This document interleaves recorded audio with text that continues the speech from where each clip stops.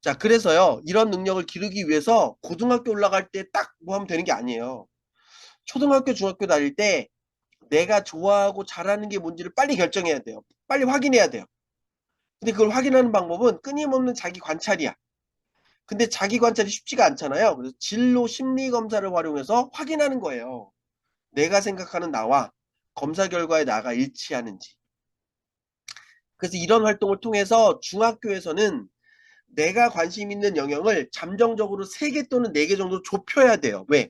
세상은 너무 다양해요. 이걸 다 경험할 수가 없어. 그래서 그나마 내가 흥미가 있고 재능이 있는 부분을 좁혀서 중학교 때 직간접적으로 그 부분을 많이 경험하는 거예요.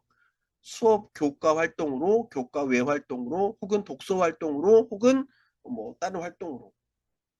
그런 다음에 고등학교 올라갈 때 잠정적인 진로를 하나 또는 2개로 좁혀서 고등학교에서는 마치 내가 전문가인 것처럼 그 분야에서 관심 있는 최근의 이슈, 그 분야에서 관심 있는 최근의 이론, 그리고 그 분야와 관련된 내 교과의 핵심 주제, 이런 것들을 깊숙이 공부하면서 스스로 전문가처럼 생각하고 전문가처럼 사고해서 저 그 분야에 굉장히 많은 전문성을 갖고 있어요를 보여주면 그게 바로 역량이 된다. 이해되세요? 그래서 그런 걸 도와주시는 우리 부모님들이 되셨으면 좋겠다라는 말씀을 드리고 싶었어요. 그래서 저희 오늘 여러분들을 이 교육에 초대해 주신 원장님들께서 우리 아이들을 위해 진로 심리 검사, 저희 투모라이즈 검사를 많이 시켜 주셨을 거예요. 근데 그 검사를 너무 어렵게 받아들이지 않으셨으면 좋겠어요. 진로 심리 검사는 그냥 우리 아이의 라이프 스타일이에요. 그래서 우리 아이가 좋아하는 라이프 스타일에 맞춰서 선택을 할 수 있는 기회를 많이 주시면 돼요. 그래서 오늘 여러분들과 저희 투모라이즈에서 하는 검사를 해석하는 방법을 아주 짧게 연습해 볼 건데요. 처음에 KCT 진로 지향성 검사라는 게 있어요. 그 검사 결과지에 이렇게 육각형 모양이 나와 있는 게 그거예요. 자, 그 검사 안에 들어있는 이론이 전 세계 진로 검사에서 가장 많이 쓰이는 홀랜드 이론이에요. 홀랜드 이론은 사람을 6가지 유형으로 구분합니다. RIASEC. 그래서 육각형을 가로로 쪼개보세요. 아래쪽은 사람 지향적이고 위쪽은 사물 지향적이에요. 자, 이걸 어떻게 구분하느냐? 우리 애가 전학 같다고 생각해보세요. 모르는 애들이 가득 있는 공간에 우리 애가 딱 그 안에 들어가 있어. 이때 우리 아이는 사교성이 좋아서 친구를 금방 사귈 것 같아요. 사람 지향적. 우리 애는 숙기가 없어서 되게 불편해할 것 같아요. 사물 지향적. 구분해보세요.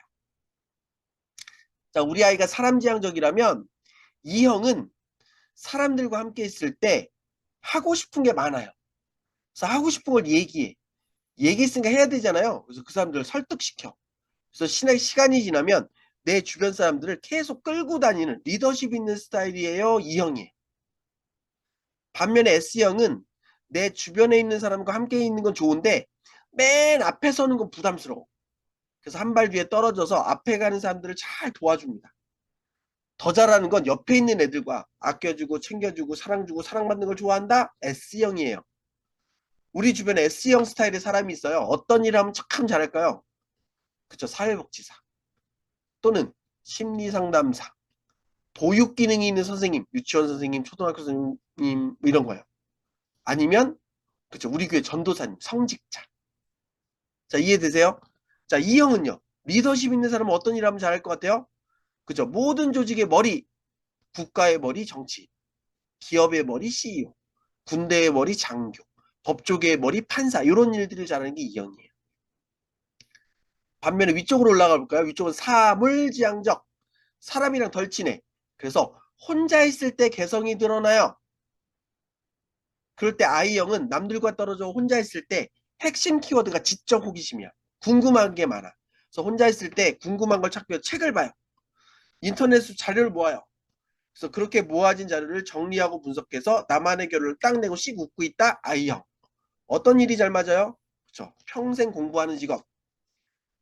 과학자, 연구원, 의사, 변호사 뭐 이런 거예요. 반면에 R형은 남들과 따로 혼자 있는 건 좋은데 머리 쓰면 졸려요. 몸을 써야 돼.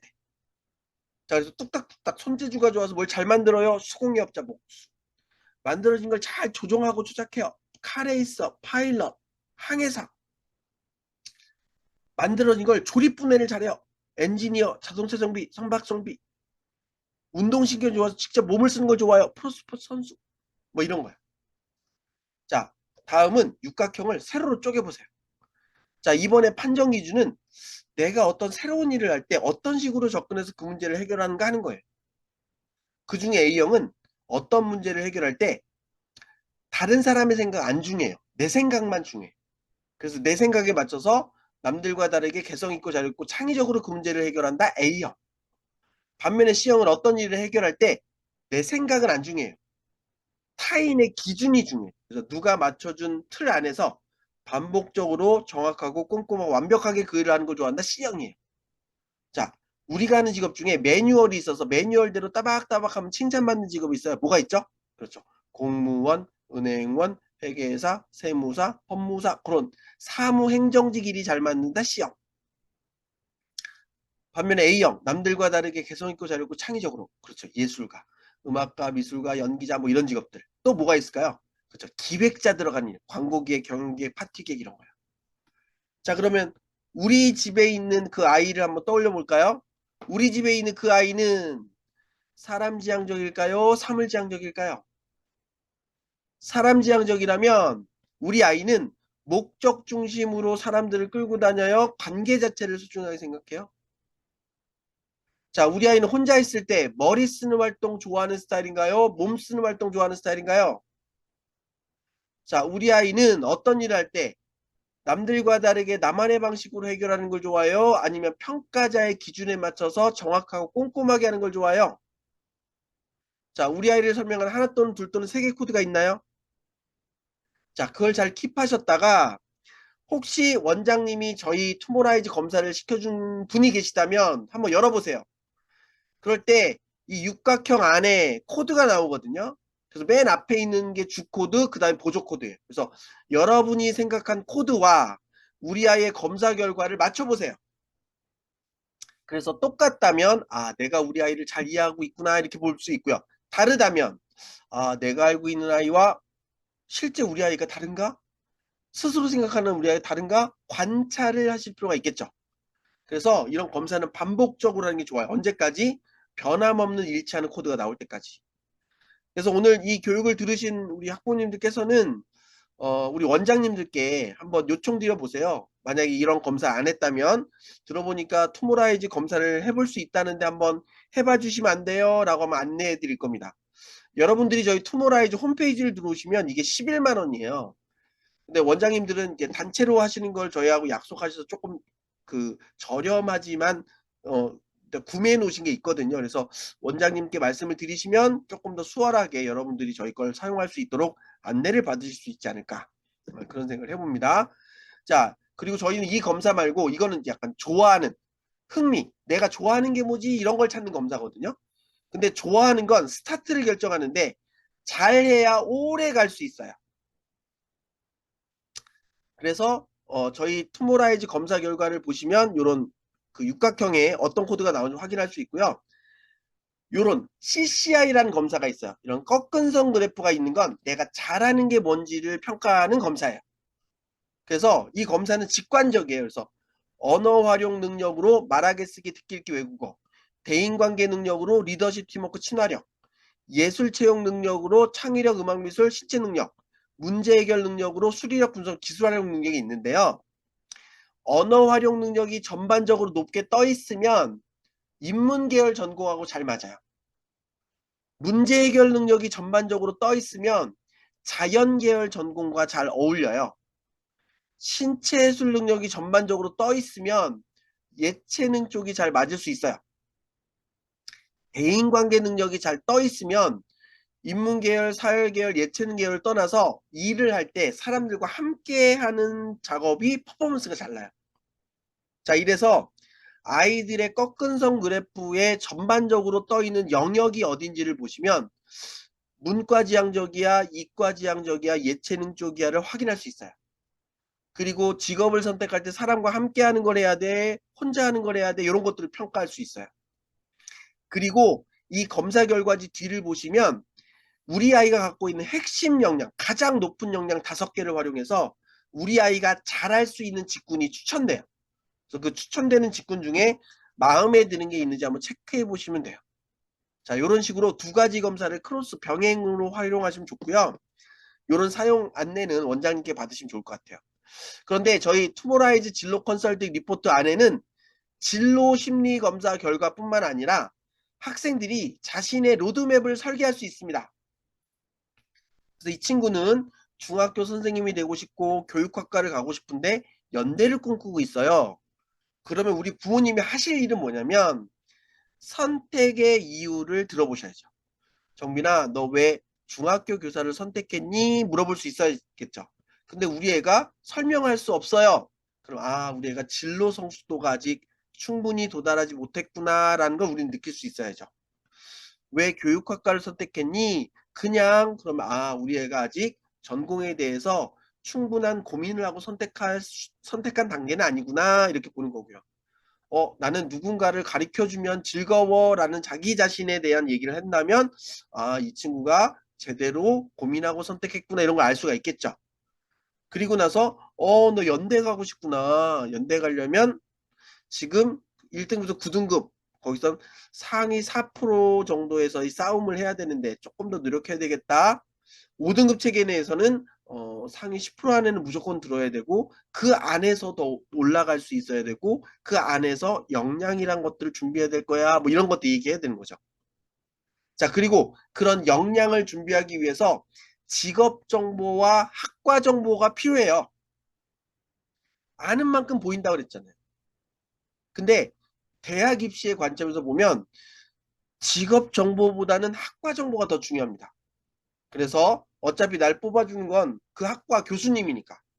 건축학과가 무엇을 배우는지, 필수 과목은 뭐고 선택 과목은 뭔지, 건축학과를 졸업하면 어디로 취업이 되는지, 건축학과에서 필요한 지식과 능력과 태도, 핵심 역량이잖아요. 지식과 능력 태도는 뭔지, 지금 배우는 교과목 중에 중요한 건 뭔지, 그런 것들을 아이들이 스스로 정리해 볼 수 있는 기회를 주시면 매우 좋습니다. 그래서 여러분들이 그걸 할 수 없다면 간혹 우리 원장님들이 방학 때 우리 중등부 아이들 데리고 워크샵 해보려고 해요. 이럴 때 보내주시면 학원에서 이런 것들을 시켜주실 거예요. 자, 그리고 그런 방향성을 갖고 있다면 상경 계열을 꿈꾸는 학생들은 선택 과목을 이런 거 선택하는 게 좋아요. 각 수업에서 국영수사과 다양한 수업에서 어떤 수행평가, 어떤 도전을 해보는 게 좋아요. 자율활동, 동아리활동, 진로활동, 봉사활동에 어떤 활동을 하는 게 상경계열 가는데 도움이 돼요. 교내 수상대회 실적을 나타낼 수 있는 대회가 있을 때 이런 것들을 적극적으로 참여하면서 자기 효능감을 늘릴 필요가 있어요. 그리고 이런 책을 읽으면 상경계열을 가는데 도움이 돼요. 그래서 이런 활동을 학교 안에서 하면 역량을 돋보이는 데 도움이 될 거예요 하는 가이드라인이 이 안에 다 들어있습니다. 하나의 참고서죠.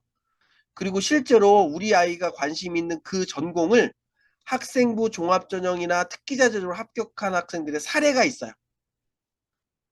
그래서 여러분들이 이 사례를 그대로 해야 되는 거예요. 그게 아니라 저렇게 도전하고 저렇게 성장하니까 저렇게 가는구나를 느끼시라는 거예요. 그래서 저희가 제공하는 컨설팅 리포트를 읽어보시고 나의 것으로 만드신다면 앞으로 우리 아이들이 학생부 관리하는데 엄청난 도움을 받을 수 있다. 그래서 그런 기회를 원장님들이 제공해 주실 때 적극적으로 활용하셔라. 자, 이제 거의 다 왔습니다. 지금까지 제가 교육의 흐름과 입시제도의 흐름 그리고 그것들을 어떻게 준비해야 되는지 설명을 드렸잖아요. 근데 지금이 완성이 아니죠. 완성으로 가는 과도기잖아요. 그래서 앞으로 발표되는 교육 정보에 여러분이 관심을 많이 가지셔야 돼요. 그래서 제가 하나 밴드를 만든 게 있는데 사실 이 밴드는 여러분을 위해 만든 게 아니라 저를 위해 만든 밴드예요. 올 초에 너무 많이 제도가 변하는데 이걸 따라잡을 수가 없더라고요. 그래서 오늘 나온 교육 뉴스를 내가 제대로 보지 않는구나. 그래서 오늘 나온 뉴스 중에 기억해야 될 뉴스들을 5개만 추려가지고 이 밴드에 계속 올리고 있어요. 근데 어차피 이렇게 모아두는 거 학부모님들이 보시면 좋겠다라는 생각 때문에 이걸 오픈 밴드로 열었어요. 그래서 여러분들 이 밴드에 들어오셔서 제가 정리하는 오늘 나온 뉴스 중에 이 5가지는 꼭 읽어야 됩니다 하는 뉴스들을 계속 읽어보시면 좋겠습니다. 그래서 그것들을 여러분의 것으로 만드신다면 여러분도 교육 전문가 못지않은 정보력을 가질 수 있습니다. 그래서 그런데 도움을 좀 받으셨으면 좋겠고요. 그래서 오늘 제가 했던 내용 정리해보면 첫 번째, 역량 중심의 교육을 가는 전 세계 트렌드를 기억하셔야 됩니다. 두 번째, 그 트렌드가 대한민국에서는 고교 학점제입니다. 그런데 2022 개정교육과정의 어떤 변화 내용에서 내신에서는 변별력이 많이 약해졌어요. 9등급 상대평가전 5등급 상대평가로. 그래서 내신의 중요도가 상대적으로 작아졌어요. 두 번째, 수능은 1등급에서 9등급 수능은 똑같은데 수능의 시험 범위가 기초학습 과목으로 많이 약화됐어요. 그래서 수능 성적을 바라보는 대학의 관점이 약간 예전 같지 않을 것 같아요. 그래서 앞으로 여러분들이 주목해서 보셔야 될 건 뭐냐면 교육부 발표까지 다 나왔어요. 이제는 대학의 시간입니다. 서울대부터 건동숙, 건대, 동국대, 홍대, 숙대까지 학생부 교과전형, 종합전형, 수능이 전형을 어떤 조합으로 뽑는지를 유심히 보셔야 됩니다. 그런데 지금 예측되는 방향은 내신과 수능, 학생부 관리와 면접 이 모든 4가지 요소를 다 챙겨야 되는 방향으로 갈 가능성이 매우 높아요. 그럴 때 성적은 우리 학원 원장님들하고 관리를 해주시겠지만 역량은 부모님의 역할이 굉장히 큽니다. 그래서 일단 방향을 잘 선택해요. 그래서 우리 아이가 선택을 제대로 할 수 있도록 우리 아이가 좋아하고 잘하는 게 뭔지 지속적으로 관찰해 보시고 진로 심리 검사로 검증해 보세요. 그래서 나의 흥미와 적성이 일치하는 방향으로 선택하신 다음에 계속 도전하고 궁금증, 질문을 던지고 그 질문을 해결하는 노력을 끊임없이 학교 활동 안에서 진행하면 학생부 관리가 자연스럽게 이루어질 수 있을 가능성이 매우 높다. 그래서 그 전반적인 이야기를 여러분 머릿속에 담아 놓으시고 우리 아이들을 위한 교육을 힘써 주셨으면 좋겠다. 그런 내용으로 오늘 제가 준비한 내용을 마무리 짓도록 하겠습니다.